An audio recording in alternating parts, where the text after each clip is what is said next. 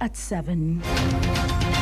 In the news, President Bola Tinubu reaffirms no ransom policy, says it fuels terrorism. The Senate summons NNPCL, CBN, and orders over Nigerian extractive industries and its Transparency Initiative audit report. The Nigerian Association of Resident Doctors issues August 10th ultimatum to federal government.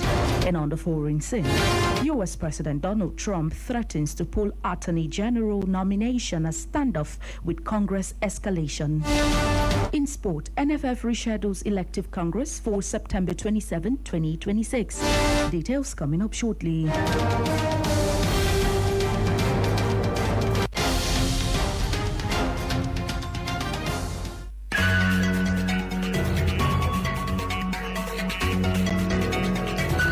Good morning and welcome to the news on Planet Radio 101.1 FM, Uyo.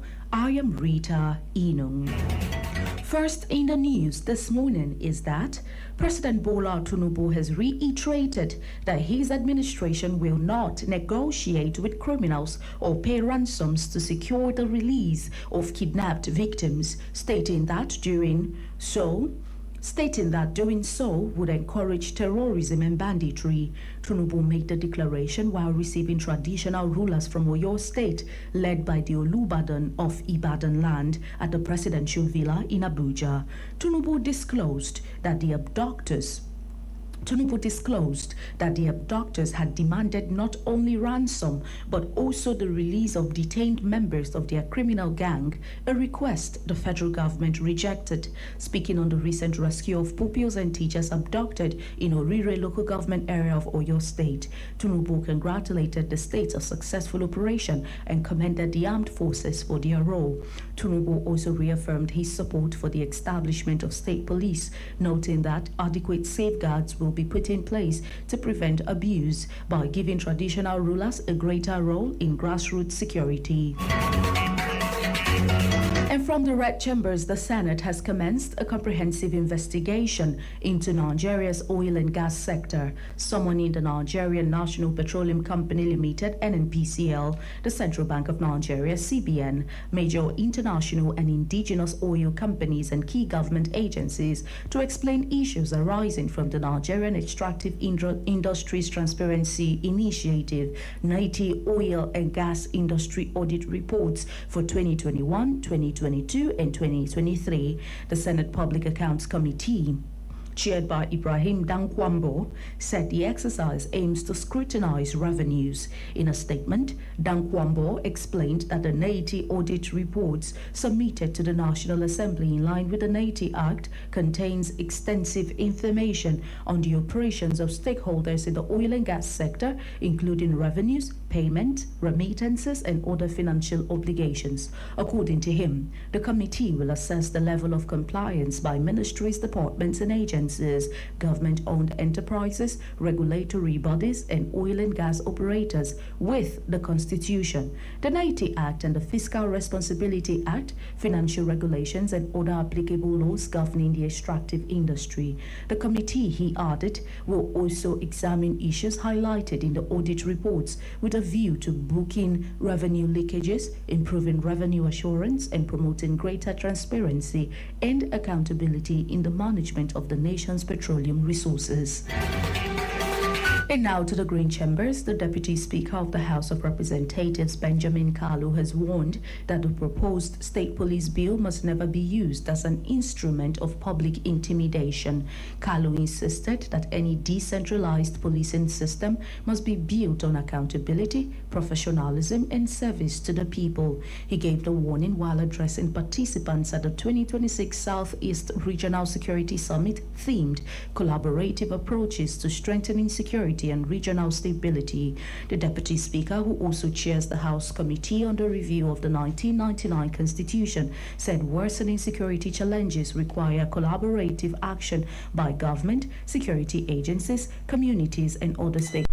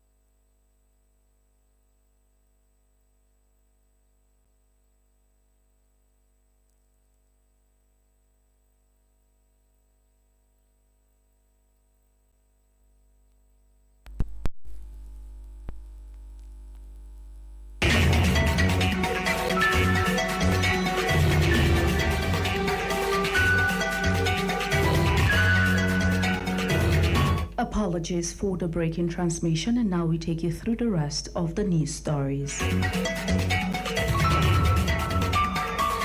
Away from that, the Chief of Defense Staff, General Olufemi Oluyede, has charged the personnel of the Armed Forces of Nigeria to remain strictly neutral, professional, and fully compliant with international human rights standards without carrying out election-related duties. He stressed that the success of Operation Safe Conduct 2027 would be measured not only by the absence of violence or disruption during the elections, but also by military's adherence to the principles of impartiality, restraint, and respect for human rights. The CDS delivered the charge at the opening of a one-day seminar organized by the Defense Headquarters on the role of the armed forces during elections, represented by Rear Admiral Abolade Ogunleye.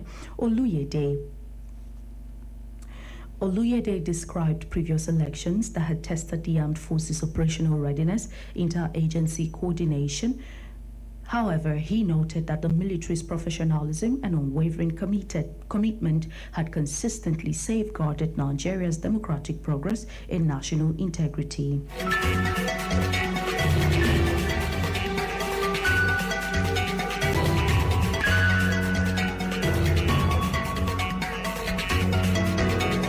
In this next report, the Nigerian Association of Resident Doctors has given the federal government until Monday, August 10, 2026, to implement the terms of a previously signed Memorandum of Understanding or face a total, comprehensive, indefinite nationwide strike across public health facilities.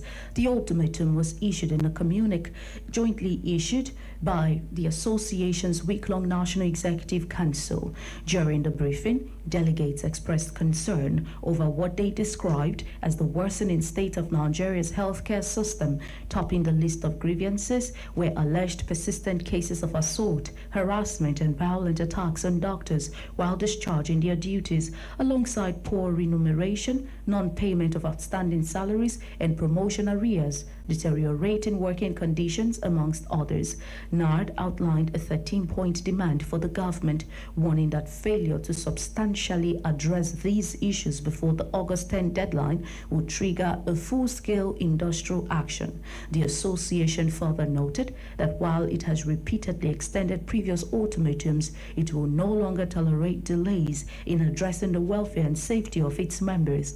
NARD also called on the federal government to urgently resolve these concerns to maintain industrial harmony and safeguard the survival of Nigeria's healthcare delivery system.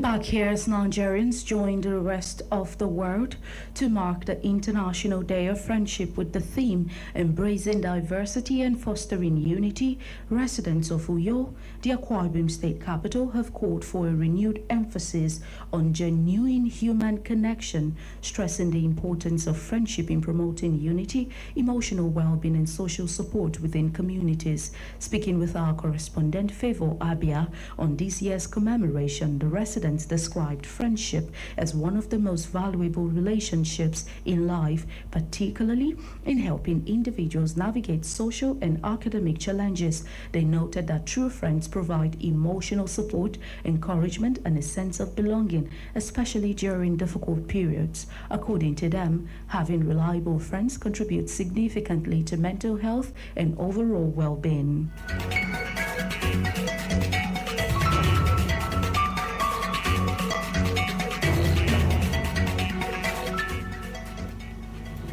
It's a day to interrogate what we owe one another beyond obligation. A true friend is one whose candor survives your success and whose loyalty survives your failure. They possess the rare discipline to tell you an uncomfortable truth, and they equally rare grace to sit with you in silence when words would be superfluous. So, a lesson friendship has taught me is that vulnerability, contrary to popular instincts, is not a liability, but the very currency of authentic connection. I have learned that friendships which endure are rarely the ones free of conflict, but the ones resilient enough to metabolize it. So a message to my friends today is that they have shaped the person I have become. May we continue to hold one another accountable to our better selves, and may our bond outlast every season it is tested by.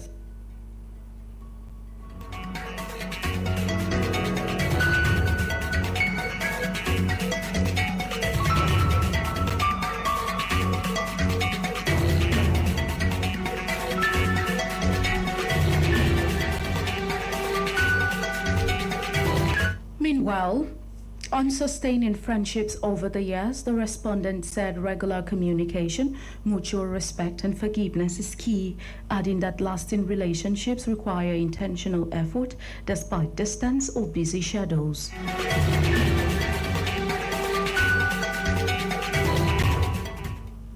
Friends are a support system. They encourage me, make me laugh, and help me through difficult times. Qualities I look for in a friend is not much though. I look for honesty, loyalty, respect, and someone who genuinely cares. And yes, a friend has taught me to be more patient and to see challenges as opportunity to grow. And what it takes to keep a friendship strong is trust, good communication, understanding, and being there for each other.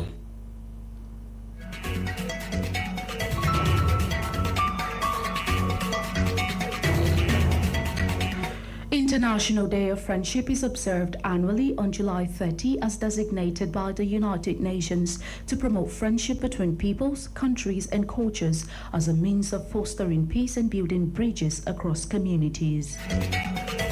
You're listening to the news on Planet Radio 101.1 FM. Let's take a breather and bring you more stories from our sports, foreign, and entertainment scenes. Do stay with us.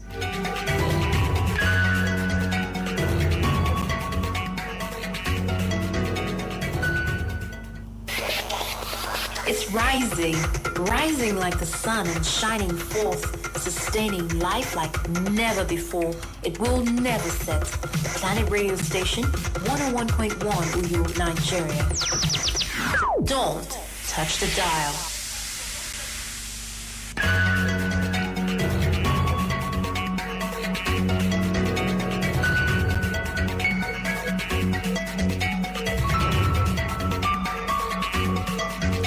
Many thanks for staying tuned, and now we take you through the rest of the news stories. And on the foreign scene, President Donald Trump has threatened to withdraw until next year his nomination of Todd Blanche to serve as U.S. Attorney General, escalating a standoff with Senate Republicans which have objected to a proposed anti-weaponization fund that could benefit his allies. Republican Senators John Cornyn and Thom Tillis have held up Blanche's nomination while seeking written assurances that the Justice Department will not set up the $1.8 billion anti-weaponization program. Meanwhile, Trump has disclosed in a post on Truth Social that he could withdraw Blanche's nomination and then renominate him next year after Cornyn and Tillis have left office. Trump also claimed credit for ending the careers of two senators. And now to sports. The Nigerian Football Federation (NFF) has officially rescheduled its 2026 elective congress from Saturday, September 26 to Sunday, September 27 in Lafia, the Nasarawa state capital. The decision was ratified during a virtual General Assembly as the elective congress will usher in a new executive committee that will oversee the affairs of Nigerian football for the next 4 years.